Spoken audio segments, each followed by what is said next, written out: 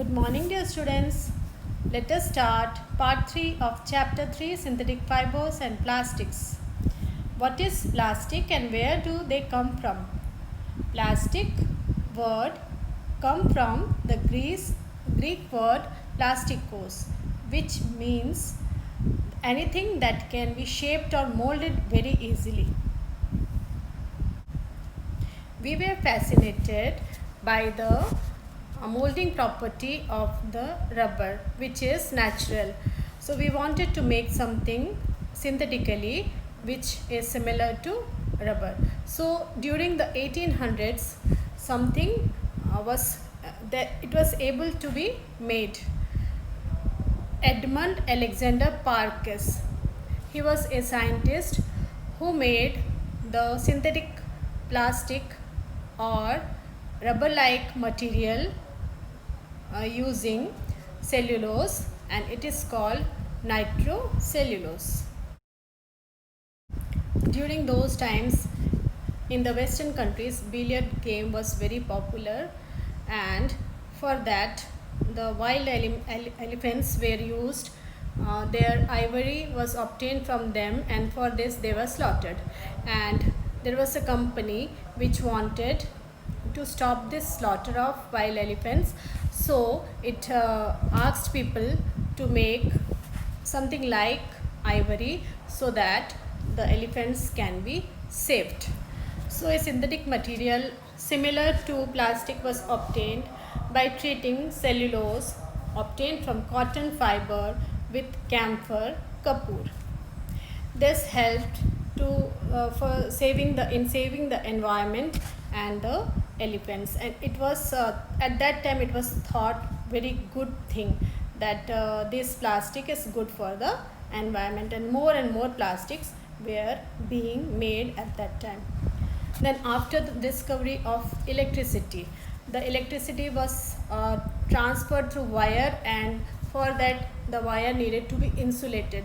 For that a material was naturally obtained material was used, which was obtained from insect secretion of an insect. It was very difficult to obtain this thing, so it was thought to be made, something should be made that is similar to that insulator that is covered over the wire. So bakelite was made, which is fully synthetic plastic. During the World War II, plastic was more and more used to transfer things from and medicines from to the war zones, and it could preserve things because it won't wet and it won't rot. So it was useful. But after the World War also, we continued to make more and more plastics. Now plastics were made of different shapes, sizes and colors because they are very beautiful looking, light in weight, cheap and easy to make. So more and more plastics were made, like you can see here. They were used to make utensils, toys, etc.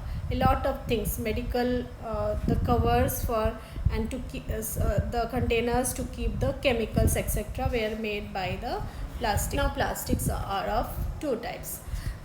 Some plastics are made by single chain polymer, and other plastics are made by cross-linked polymer.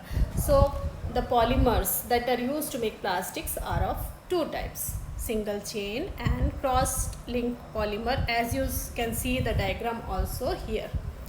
Now these two types of plastics are made.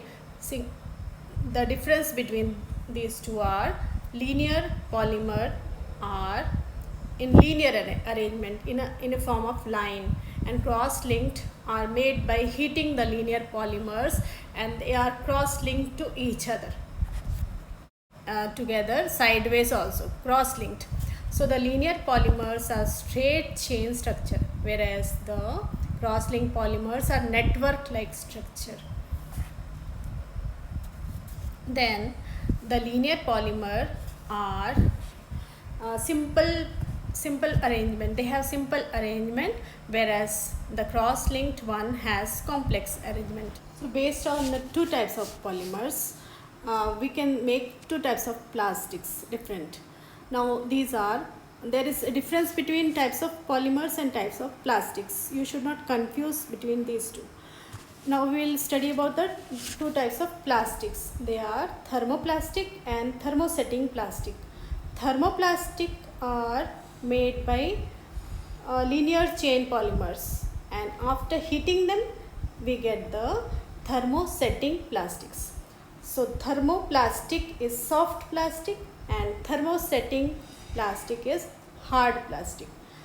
Thermoplastic examples are PVC and some toys etc. are made with thermoplastics, which can be molded easily. They become very soft when we heat them, so we can use it again and again. Whereas thermosetting plastic are already made by heating, so they cannot be remolded. They are already very stiff and brittle.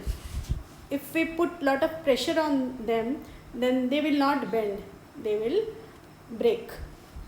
Now thermosetting plastic, the polymers get cross-linked, so these plastics are very strong and they can bear the heat and temperature.